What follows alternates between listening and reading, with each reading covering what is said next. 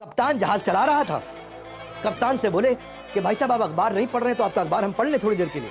तो कप्तान बोला पढ़ लो लेकिन मुझे वापस चाहिए कि मैंने अभी तक पढ़ा नहीं। स्वामी जी बोले ठीक है। स्वामी जी लेके अखबार अपना पढ़ने लगे। स्वामी जी ने फट से अखबार पढ़ लिया 15 मिनट में। पढ़ने के बाद उनका दोस्त बोला स्वामी जी का कि भाई मैं भी पढ़ लूँ। बोला आप भी पढ़ लो। तो वही पढ़ने लगा। वो पढ़ने लगा। समुद्री जहाज में चल रहे थे तो हवा तो बहुत तेज चलती है। अचानक इतनी तेज हवा चली कि अखबार छूट के निकल के समुद्र में गिर गया।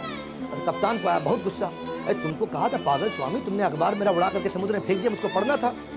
स्वामी जी बोले नाराज मत होइए, कोई बात नहीं। क्यों नाराज ना हूँ, मेरा अखबार चला गया। नहीं कोई बात नहीं, नाराज मत होइए। जरा कोई कॉपी पेन पड़ा है? तो कॉपी पेन दिया।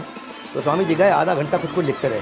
हाँ, यहाँ कप्तान खुंदक खा रहा था, स्वामी जी आधा घंटा कुछ लिखते रहे। कप्तान खुंदक खा रहा था, स्वामी जी लिखते रहे। थोड़ी देर बाद स्वामी जी आए, ये लीजिए पूरा अखबार आपको लिख के दे दिया।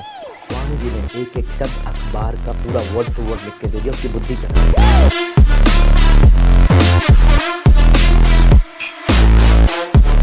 स्वामी विवेकानंद बचपन में थोड़े शैतान थे।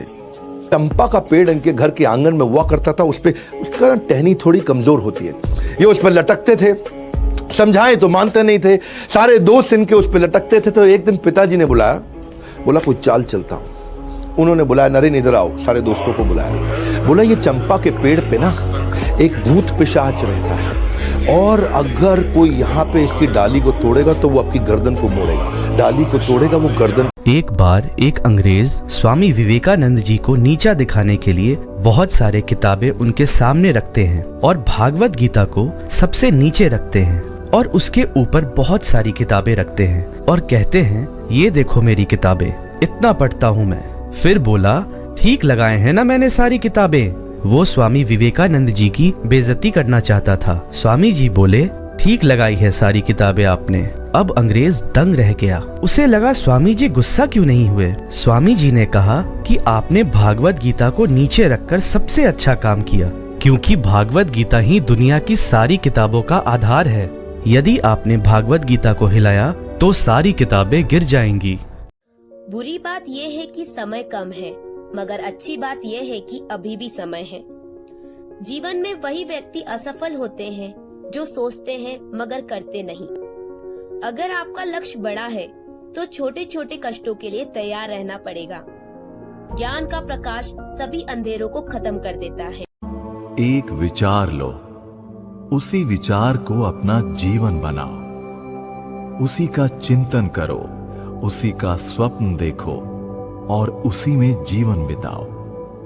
तुम्हारा मस्तिष्क, स्नायु, शरीर के सर्वांग उसी के विचार से पूर्ण रहें। दूसरे सारे विचार छोड़ दो।